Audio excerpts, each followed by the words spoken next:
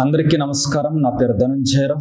Okay, మొత్తానికి ఇది good situation అని చెప్పను, కానీ ఒక క్లారిటీ అయితే ఇస్తాను. నాకున్న ఈ 8.5 years ఆఫ్ ఎక్స్పీరియన్స్లో అండ్ గవర్నమెంట్ అంటే కాంపిటేటివ్ ఎగ్జామ్స్ సంబంధించి జనరల్గా టీజీపీఎస్సి మనకి సుమారుగా గత కొద్ది కాలంలో అప్రాక్సిమేట్గా ఒక 6 monthsలో ఎన్నో పోస్టులకి వాళ్ళు అపాయింట్మెంట్ ఆర్డర్లు అయితే ఇచ్చారు, కొన్నిటి రిజల్ట్స్ ఇచ్చారు. సో ఓవరాల్గా చూసినప్పుడు కొన్ని ఎగ్జామ్స్ సిడిపిఓ, జేఎల్, పిఎల్ ఇటువంటివన్నీ స్కూల్ టీచర్లు అవి పెద్దగా ప్రభావాన్ని చూపలేదు. అంటే అర్థం ఏంటంటే ఎవరైతే గత 1.5 year, 2 years or 1 year or 8 months ఆ సబ్జెక్ట్ మీద పర్ఫెక్ట్గా చదువుతారో గ్యాప్ లేకుండా అటు అనకూడదు, కానీ డిఎస్సిలో కూడా మ్యాక్సిమం అలాగే తగిలిన వాళ్ళు ఉన్నారు. అలాగే నెక్స్ట్ వచ్చేసరికినేమో ఇక్కడ జేఎల్ రెగ్యులర్గా అంటే చదివిన 8 months ఆర్ 1 year అయినా కూడా రెగ్యులర్గా గ్యాప్ లేకుండా డైలీ 10 hours 12 hours చదివిన వాళ్ళకి మ్యాక్సిమం తగిలిన వాళ్ళు ఉంటారు, కానీ దానికి కారణాలు చాలా ఉంటాయి. మ్యాక్సిమం జాబులు అయితే వచ్చేసింది. ఎందుకంటే వాడు ఏమైతే సిలబస్ ఇస్తాడో ఇన్ సిలబస్లోనే జనరలైజ్ క్వశ్చన్స్తోనే పేపర్ని కంప్లీట్ చేశాడు కాబట్టి మ్యాక్సిమం జాబులు వాళ్ళకి వచ్చేసినాయి. అది పెద్ద ప్రాబ్లం క్రియేట్ చేయలేదు. అక్కడ ఎవరు కూడా మేము బాగా చదివాం, గ్యాప్ లేకుండా చదివాం, 2 years 1 year పాటు గ్యాప్ లేకుండా చదివాం, కానీ మాకు జేఎల్ రాలేదు, అలా ఏం లేదు. సబ్జెక్ట్ తెలిసిన వాళ్ళు ప్రైవేట్ కాలేజీల్లో, ప్రైవేట్ స్కూల్లో అలా క్లాసులు చెప్పుకుంటున్న వాళ్ళు, వాళ్ళ సబ్జెక్ట్ మీద కమాండ్ ఉన్న వాళ్ళకి మ్యాక్సిమం జాబులు వచ్చేసింది, సబ్జెక్ట్ మీద కమాండ్ ఉన్నవాళ్ళు. ఇక బయట బై హార్ట్ చేసి నేను చెప్పలేను, కానీ అది వదిలేద్దాం. ఇక గ్రూప్స్కి వచ్చేసరికి Group 4 ఒక్కసారి నేను ఈ వీడియో ద్వారా Group 4, Group 3, Group 2, Group 1కి సంబంధించి ట్రెండ్ చెబుతాను. ఒకసారి 1 పక్కన పెడదాం, ఎందుకంటే మొన్న Group 1 మీద వీడియో చేసి మన యూట్యూబ్ ఛానల్లో పెట్టేస్తాం, భారతీయ స్టడీ సర్కిల్. ఇక 4, 3, 2 మీద చెబుతాను చూడండి ప్రాక్టికల్గా. Group 4కి సంబంధించి 8,000 కంటే ఎక్కువ జాబులతో నోటిఫికేషన్ ఇచ్చినప్పుడు చాలామంది యువత, నిరుద్యోగులు కూడా అందులో మ్యాథ్స్ ఉంది కదా, ఇంగ్లీష్ ఉంది కదా, సో మనకి Group 4 మ్యాథ్స్ ఇంగ్లీష్ రాదు కాబట్టి Group 3, Group 2 టార్గెట్గా పెట్టుకొని చదివిన వాళ్ళు ఉన్నారు. కొంతమందికి ఎవరికైతే మ్యాథ్స్ ఇంగ్లీష్ వచ్చి ఉంటుందో, ముఖ్యంగా వాళ్ళకి సబ్ ఇన్స్పెక్టర్ కానీ కానిస్టేబుల్ కానీ రాదో వారు రాశారు. కొంతమంది కానిస్టేబుల్ ఉన్నప్పటికీ కూడా Group 4 రాశారు. ఈ మేజర్గా తెలియకుండా సైలెంట్గా ఏం జరిగిందంటే యూపీఎస్సీకి ప్రిపేర్ అయ్యే వాళ్ళు మ్యాక్సిమం అంటే ప్రతి 10 మంది యూపీఎస్సీ ఆస్పిరెంట్లో 6 members వరకు Group 4 రాశారు. ఇది ప్రాక్టికల్గా నిజం. ఇక్కడ ఏం జరిగిందంటే Group 4లో మొదటి పేపర్ వచ్చేసరికినేమో కొద్దిగా బాగా జిఎస్ మీద బాగా కమాండ్ ఉంటే సెంచరీ వచ్చేలాగా ఆర్ 105, 110 వచ్చేలా ఇచ్చాడు. బాగా కమాండ్ ఉంటే ఒక యావరేజ్ విద్యార్థికి 85 నుంచి 90 మార్క్స్ జిఎస్ కమాండ్ ఉంటే వచ్చేలా ఇచ్చాడు. ఒక నార్మల్ వ్యక్తికి అంటే ఫస్ట్ టైం ప్రిపరేషన్ స్టార్ట్ చేసి జిఎస్లో వాట్ తెలియకుండా వానమాలు నేర్చుకుంటారో వాళ్ళకి ఒక 65-70 వచ్చేలాగా పేపర్ ఇచ్చాడు. జిఎస్ తీసేస్తే second paper key role play చేస్తుంది ఎప్పుడైనా సరే ఇటువంటి ఎగ్జామ్స్లో. సెకండ్ పేపర్లో ఇంగ్లీష్ మ్యాథ్స్ అనేది స్టేట్ ఆస్పిరెంట్స్ పైన ప్రిపేర్ అయ్యే ఆస్పిరెంట్స్ అంటే ఎగ్జామ్ ముందు వచ్చి ఆ ఎగ్జామ్ అప్పుడు కొద్దిగా పైన ప్రిపేర్ అయ్యి యూట్యూబ్లో ఎక్కువ చూసేసి యూట్యూబ్లో మారదాన్లు మా పుస్తకాలు కొనండి ఫుల్ మార్క్స్ వస్తాయి, ఈ కోర్స్ సరిపోద్ది, ఇంటికాడ కూర్చొని చదివేయండి, ఈ టైప్ ఆఫ్ చెప్పిన వాటిని ఎక్కువ ఫాలో అయిపోయారు. Group 4 సంబంధించి 1000 మంది ఫాలో అయ్యారు. ఎందుకంటే వీళ్ళంతా ఇంతకుముందు కాంపిటేటివ్ ఎగ్జామ్ అది కమాండ్ లేని వాళ్ళు ఎక్కువ మంది ఉన్నారు, వాళ్ళంతా రూరల్ బ్యాక్గ్రౌండ్ వాళ్ళు. సో మీరు చివరిగా రిజల్ట్ చూస్తే ఇలా కొద్దిగా మ్యాథ్స్ వాళ్ళకి తప్ప నాన్ మ్యాథ్స్ వాళ్ళు ఎవరో కొద్ది మందికి తగిలిన తప్ప అందులో కూడా 8,000 మందిలో ఎక్కువ మంది యూపీఎస్సీకి ప్రిపేర్ అవుతున్న వాళ్ళకే తగిలినాయి, ఎస్ఐపిసికి ఎప్పటి నుంచో ప్రిపేర్ అవుతున్న వాళ్ళకే తగిలినాయి, ఎస్ఎస్సికి బ్యాంక్స్కి ప్రిపేర్ అవుతున్న వాళ్ళకి తగిలినాయి, స్టేట్కి ప్రిపేర్ అవుతున్న వాళ్ళకి తగిలినాయి. కానీ ఎలా తగిలినాయి అంటే సీరియస్ ఆస్పిరెంట్లు ప్రతి 10 మంది ఉంటే వాళ్ళు 2-3కే తగిలినాయి. ఎందుకు అలా అంటే second paper English maths question size పెంచడం వలన స్టేట్కి ప్రిపేర్ అయ్యే వాళ్ళు ఎలా ఫీల్ అయ్యారంటే పెద్ద క్వశ్చన్స్ చెబితేనేమో వినరు, చిన్న క్వశ్చన్ చెబితే బాగా చెప్పాడు సార్ అని చెప్పి అంటారు. ఈ చిన్న నారో థింకింగ్ వలనే పెద్ద క్వశ్చన్స్ వీళ్ళు నేర్చుకోలేదు, చెప్పేవాళ్ళు చెప్పలేకపోయారు. ఓకేనా, ఫుల్ మార్కెట్ జరిగింది కోర్సులని అవన్నీ, కానీ జాబులు లేవు. చివరికి పోయింది యూపీఎస్సీలు తీసుకుపోయారు. 8,000 పోస్టులకు నోటిఫికేషన్ ఇస్తే ఇప్పటికీ 4,800 మంది మాత్రం పోస్టింగ్లు ఉన్నారు. మిగిలిన పోస్టులు కాస్త మరలా ఖాళీ అయిపోయినాయి. ఎందుకంటే వాళ్ళు అక్కడ సెలెక్ట్ అయిన వాళ్ళు వెళ్ళారు, వెంటనే మానేసి ఇంకో దానికి దేంట్లో వెళ్ళిపోయారు, జేఎల్ అని అవన్నీ. స్కూల్ టీచర్లని. సో ఇది గ్రూప్ 4కి సంబంధించి. కారణం రెండో పేపర్, మేజర్ రెండో పేపరు.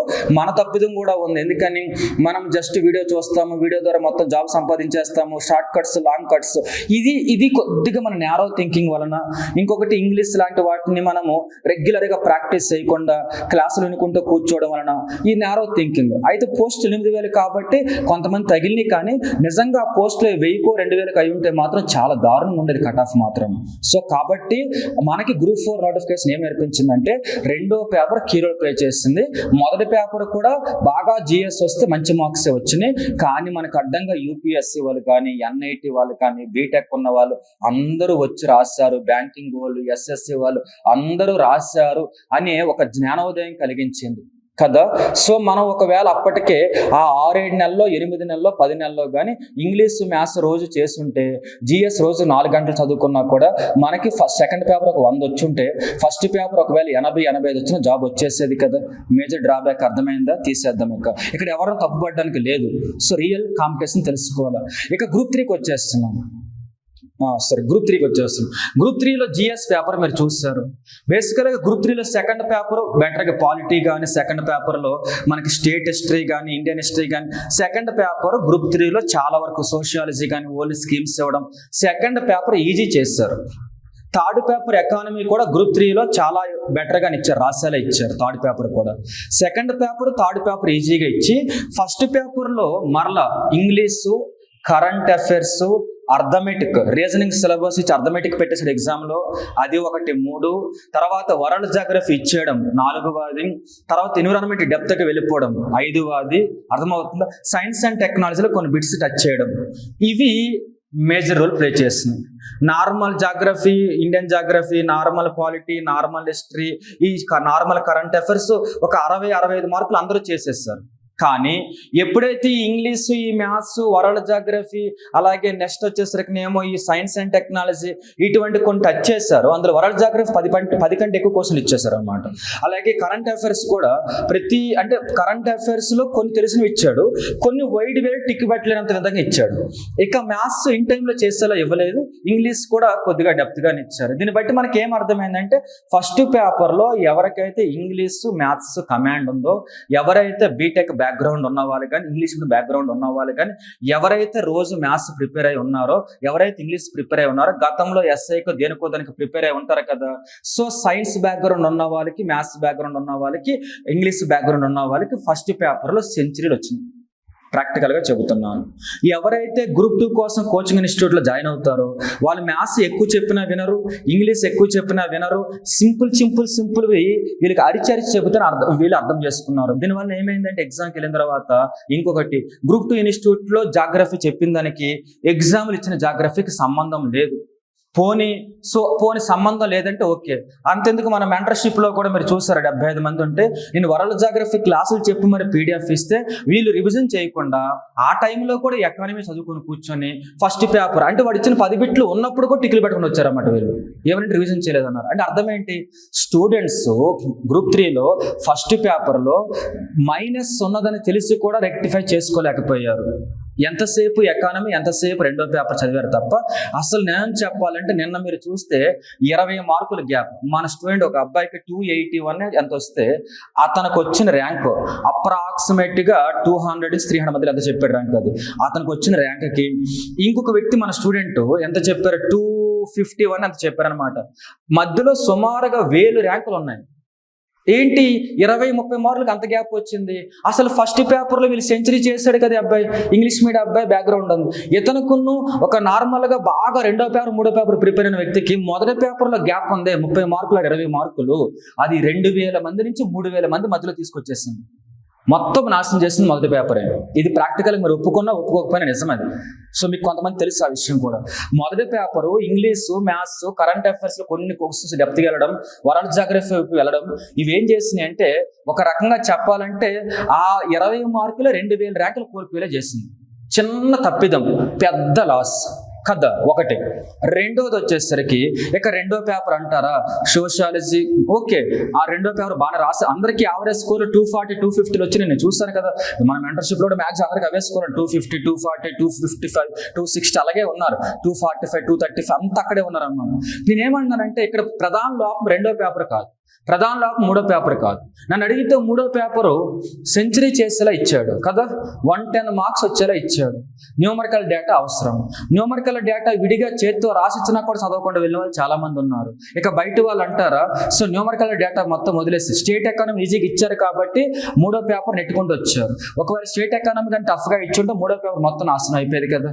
సో ఇక రెండో పేపర్ అంటారా సోషాలజీ స్కీమ్స్ ఇచ్చాడు, పాలిటీ డెడ్ ఈజీగా ఇచ్చాడు, హిస్టరీలు బాగానే ఇచ్చాడు కాబట్టి కొద్దిగా నెట్టుకొచ్చారు. కానీ నన్ను అడిగితే మాత్రం కొద్దిగా సీరియస్ ఆస్పిరెంట్ చాలా జాగ్రత్తగా ఉండి మెంటల్, కొంతమంది ఫస్ట్ టైం రాశారు, వాళ్ళకి మెంటల్ టెన్షన్ ఉందని నాకు అర్థమైంది, వాళ్ళు అందుకే కోల్పోయారు స్కోర్, నేను ఒప్పుకుంటాను. కానీ మీరు సరిగ్గా స్టేబుల్గా ఉండగలిగి ఉంటే మూడో పేపర్ 100 మార్కులు వచ్చేది, రెండో పేపర్ 100 మార్కులు వచ్చే ఛాన్స్ ఉంది. ఇక మొదటి పేపర్ కానీ మీరు అటు కష్టం ఇటు కష్టపడి ఒక 70 తెచ్చుకున్నా కూడా మీ ర్యాంకు 500 వచ్చుండేది. ఓకేనా? దీన్ని బట్టి ఏమర్థమైందంటే మీకు మొదటి పేపర్ పూర్తిగా నాశనం చేస్తే రెండో పేపర్ చదివినప్పుడు కూడా మీరు 100 మెయింటైన్ చేయాలి కదా, ఎగ్జాక్ట్గా 100+ మెయింటైన్ చేయాలి కదా. రెండో పేపర్ బాగా ఈజీగా వచ్చింది కదా, మరి ఎందుకు పోగొట్టారు? అసలు మీరు చదివిన సోర్సెస్ ఏంటి? నెగిటివ్ మార్కింగ్ లేదు కదా. మరి ఒక్కసారి క్వశ్చన్ చేసుకోండి మీలో మీరు, రెండో పేపర్ సంబంధించి తప్పెక్కడ జరిగిందని చెప్పి. ఇక మూడో పేపర్ స్టేట్ ఎకానమీ అందరికి ఈజీగా ఇచ్చారు, అసలు ఇండియన్ ఎకానమీ స్కోర్ ఎందుకు పోయింది? ముఖ్యంగా సస్టైనబుల్ డెవలప్మెంట్ స్కోర్ ఎందుకు డౌన్ అయింది? రెక్టిఫై చేయండి. ఇది వచ్చిన వాళ్ళకి రాని వాళ్ళకి తేడా అక్కడే ఉంది. అందరూ బాగా మంచి మేధావులే, అందరూ బాగా చదివారు. వచ్చిన వాళ్ళకి రాని వాళ్ళకి పెద్ద తేడా లేదు. మంచి ర్యాంకులు వచ్చిన వాళ్ళకి రాని వాళ్ళకి మహా అయితే మధ్యలో గ్యాప్ 20 నుంచి 30 మార్కులే ఉంది. దాంతో 1000 లోపు ఉండేవాడికి 3000 దాటిన వాడికి గ్యాప్ 20 నుంచి 30 మార్కుల గ్యాప్ ఉంది. ఈ 20 నుంచి 30 మార్కులు ఎక్కడ లేవు, మొదటి పేపర్లో ఉంది. మూడో పేపర్లో ఒక 5-10 ఎక్స్ట్రా వచ్చినా, రెండో పేపర్లో వీళ్ళకి వచ్చిన స్కోర్ కూడా ఒక 5 ఎక్స్ట్రా వచ్చినా కూడా వీళ్ళకి కూడా ర్యాంక్ ఎంత వచ్చింది, 1000 లోపు వచ్చి ఉండదు, జాబ్ గ్యారెంటీ ఉండేది కదా. ఇదే చిన్న మిస్టేక్. చూడండి ఎంత మార్పు వచ్చింది. ఇక గ్రూప్ 2కి వస్తాం. గ్రూప్ 2 కూడా అంతే కదా. గ్రూప్ 2లో కూడా మొదటి పేపరే మొత్తం నాశనం చేస్తారు. మొదటి పేపరే సుమారుగా యూపీఎస్సీ వాళ్ళు గ్రూప్ 2లోకి ఎంటర్ అయిపోయారు.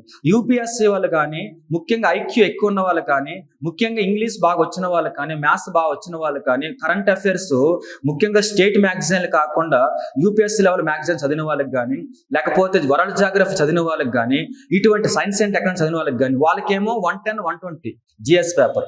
Normal state aspirant group 2 institute join అవుతారు, తెలుగు మీడియం ఇన్స్టిట్యూట్లో, పెద్ద ఇన్స్టిట్యూట్లో.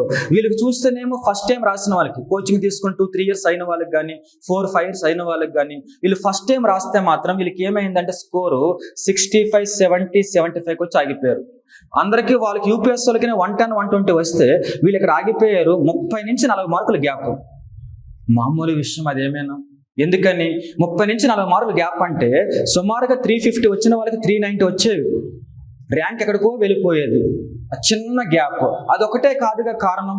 రెండో కారణం ఏంటో మీకు తెలుసు. ఏంటది అంటే ముఖ్యంగా తెలంగాణ మూమెంట్లో 115 ఆ రేంజ్లో రావాల్సిన స్కోర్ కానీ 95 100కి వచ్చి ఆగిపోయారు. ప్రైవేట్కి వేరు, ఒరిజినల్కి మొత్తం మారిపోయినాయి. సో కాబట్టి నేనేం చెబుతున్నా ఓవరాల్గా అంటే, సో మనకి ఫస్ట్ పేపర్ ఒకటి ప్రాబ్లం క్రియేట్ చేసింది.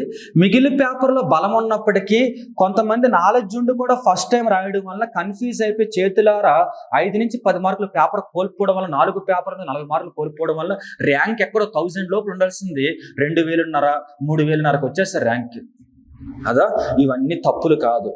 ఓకే, దీనికి చాలా ఫ్యాక్టర్స్. ఫస్ట్ టైం రాయడం, యాంగ్జైటీ, దగ్గర ఎగ్జామ్స్ ఉండడం, ఏదో అంటే మనం చదువుతుండగానే యూట్యూబ్ ఎక్కువ ఫాలో అవడం, ఒకరోజు ఇది చదవండి సరిపోద్ది, ఒకరోజు చదవండి సరిపోద్ది. లాస్ట్లో ఇటువైపు ఏమో యూపీఎస్ వాళ్ళ కాంపిటీషన్లోకి వస్తే ఎగ్జామ్ లాస్ట్కి వచ్చేసరికి ఏమో ఎకానమీ ఇంపార్టెంట్ టాపిక్స్ 100, ఈ బుక్స్ అవి సరిపోద్ది, ఈ ప్రైవేటు దాని ఈ మార్కెటైజ్ ఎక్కువ అయిపోవడం, ఇలా జీవితాలు తారుమారు అయిపోయింది. ఇక వదిలేద్దాం. మరి ఛాన్సులు అయిపోయినాయా? వదిలేస్తారా ప్రిపరేషన్? ఒకటి చెబుతాను చూడండి. ఇప్పుడు ఎవరైతే మీరు ఉన్నారు కదా, ఎవరికైతే 1:2లో పక్కన పెడితే ఒక 2000 గ్రూప్ 2లో 2000 ర్యాంక్ దాటిన వాళ్ళు కానీ, గ్రూప్ 2లో 2000 ర్యాంక్ దాటిన వాళ్ళు కానీ, గ్రూప్ 3లో వచ్చేసరికినేమో 3000 4000 5000 ర్యాంకులు వచ్చిన వాళ్ళు కానీ, గుర్తుపెట్టుకోండి, ముందున్న వాళ్ళు వెళ్ళిపోతారు. ఇప్పుడు మీరే నెక్స్ట్ మార్కెట్లో ముందుండేది. అంటే నెక్స్ట్ కాంపిటీషన్ మీరే ముందుండబోతున్నారు. అంటే నెక్స్ట్ ఎగ్జామ్స్ మొత్తం మీవే. కాబట్టి ఆ చిన్న తప్పు చేయకండి.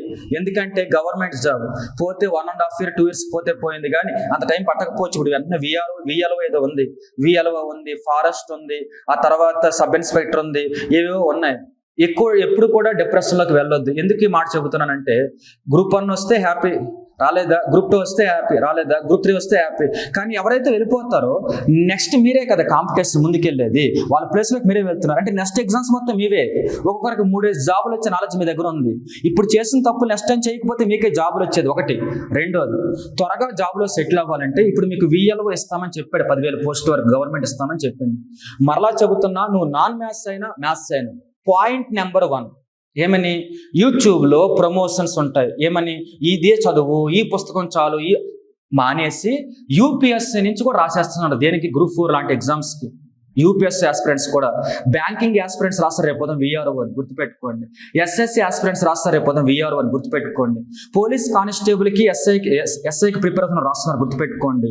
అది కాకుండా మ్యాథ్స్ బ్యాక్గ్రౌండ్, బీటెక్ బ్యాక్గ్రౌండ్ రాస్తారు గుర్తుపెట్టుకోండి. వీళ్ళందరితో మీరు కూడా పోటీ పడాలంటే సో మీరు మరలా అలసట చెందకుండా మహా అయితే ఒక 6 నెలలు కష్టపడితే విఎల్ఓ వచ్చేస్తే జాబులో జాయిన్ అయిపోతారు. మీకు ఫస్ట్ పేపర్ కమాండ్ ఉంది, ఆ చిన్న వరల్డ్ జాగ్రఫీ. మరలా చెబుతున్న, జాగ్రఫీకి స్టేట్ ఫ్యాకల్టీ సరిపోలేదు మొన్న ఇచ్చిన పేపర్కి.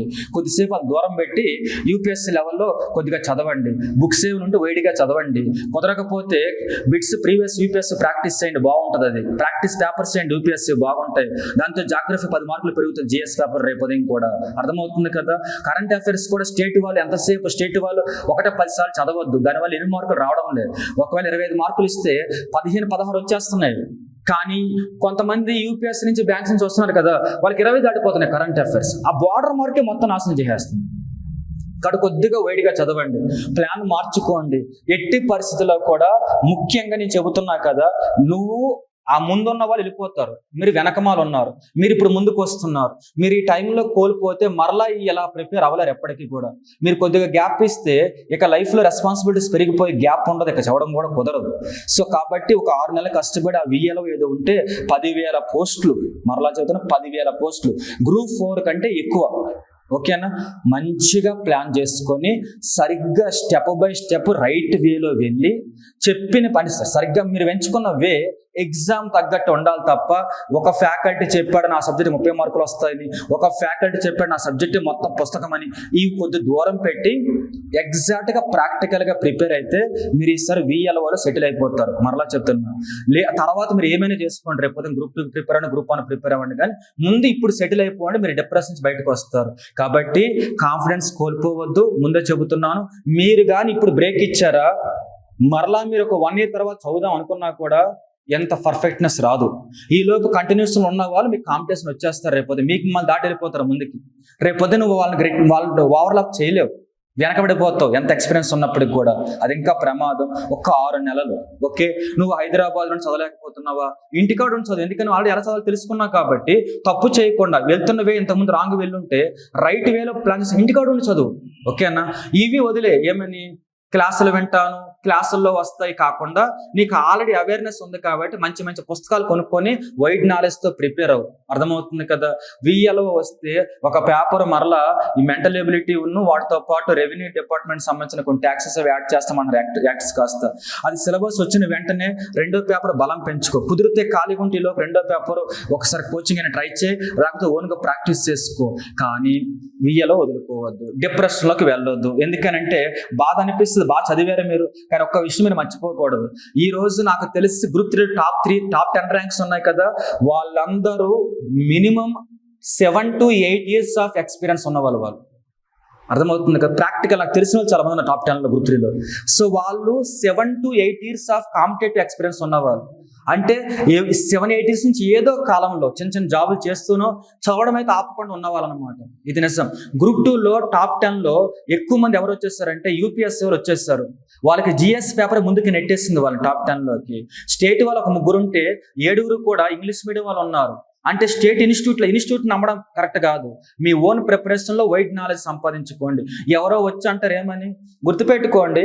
సీరియస్గా చదివే వాళ్ళు, కష్టపడే వాళ్ళు టాప్ ర్యాంకులు వచ్చేస్తున్నాయి. మనం ఎప్పుడైతే మోటివేషన్ మీద డిపెండ్ అవుతామో 8,000 పోస్టులు గ్రూప్ 4, ఇప్పుడు 10,000 పోస్టులు ఎక్కువ ఉన్నాయి, ఇక్కడ తగులుతాయి ఏమో. కానీ ఈ 700, 1,300 పోస్టులో మీరు ముందుకు రావాలంటే మీలో మీకు క్లారిటీ ఉండాలి. ఏం చేస్తున్నాం, ఎందుకు చేస్తున్నాం, ఏ బుక్స్ అవుతున్నాం, ఎంత చదవాలి. అంతేగాని సార్ చెప్పాడు నా పుస్తకాలు 150కి 160 వస్తాయని ఇటువంటి మాటలు పక్కన పెట్టండి. మీ లైఫ్ ఓకేనా. సో మీరు బాగా కష్టపడ్డారు, మీరు కాంపిటీషన్ ఇప్పుడు ముందుకు వచ్చేస్తారు, ఆ ముందున్న వాళ్ళు వెళ్ళిపోతున్నారు. ఇప్పుడు మీరు ఏదైనా సెలెక్ట్ చేసుకొని, ఒకవేళ మీరు ప్రైవేట్ జాబ్ చేసుకుంటారా చేసుకోండి, హాఫ్ డే ప్రైవేట్ జాబ్కి వెళ్ళినా మిగిలిన హాఫ్ డే పాటు టైం వేస్ట్ చేసుకోకుండా మీకు ఆల్రెడీ ఎక్స్పీరియన్స్ ఉంది కదా ఎలా చదవాలో పర్ఫెక్ట్గా ప్లాన్ చేసుకొని చదువుకోండి, కన్ఫర్మ్ జాబ్ వస్తుంది. ఎందుకంటే మీరు ఆల్రెడీ ఎడ్జ్కి వచ్చేస్తారు. ఒక అడుగు ముందుకు వేస్తే నెక్స్ట్ నోటిఫికేషన్లో మీరే ముందు కాంపిటీషన్లో ఉంటారు. కాబట్టి ఇది ఎంతమందికి వర్తిస్తుంది అంటే, మీరు ఎంతకాలం మీ గ్రూప్ 2, గ్రూప్ 3కి ముందు బాగా చదువుంటే మీరు ఒకవేళ మంచి ర్యాంక్ రాకపోతే డిసప్పాయింట్ అవ్వద్దు. మీరు ఎక్కువ మంది ఫ్రెషర్స్ ఉన్నారు నాకు తెలుసు, బాగా చదివినప్పటికి కూడా మీ కెపాసిటీ ఒక లిమిట్కి వచ్చి ఆగిపోయింది. సో ఇప్పుడు మీరు ఏం చేయబోతున్నారు, నెక్స్ట్ మీరే మంచి కాంపిటీషన్ కాబోతున్నారు. నెక్స్ట్ విఆలు అలాంటి నోటిఫికేషన్లో సెటిల్ అయిపోండి, చాలా ఎక్కువ పోస్టులు అవి అర్థమవుతుంది కదా. తర్వాత మరలా గ్రూప్ 2కు గ్రూప్ 1కు ప్లాన్ చేసుకోండి. ఇది నాకు అర్థమైంది. నేను ఎక్కడా కూడా మిమ్మల్ని ఇబ్బంది పెట్టాలని కానీ మిమ్మల్ని క్రిటిసిజం చేయాలని కానీ మాట్లాడలేదు. ప్రాక్టికల్గా మనం చేసిన తప్పులేంటి, మనం ఏం రెక్టిఫై చేసుకోవాలా, మనం కాంపిటీషన్లో డిప్రెషన్ అవ్వకుండా ఎక్కడున్నాం, ఏం చేస్తాం, ముందుకెళ్తాం అని చెప్పాను అనమాట. ఇక్కడ ఏ ఇన్స్టిట్యూట్ గురించి మనం మాట్లాడుకోలేదు, నా గురించి మాట్లాడలే, ఎవరి గురించి మాట్లాడలేదు. మీ కెరీర్ నాకు అర్థమైంది, మీకు చెప్పాను. ఉపయోగించుకోండి, లేకపోతే ఈ వీడియో ఎక్కడితో వదిలేసేయండి. అర్థమవుతుంది కదా. థ్యాంక్ యూ మరి.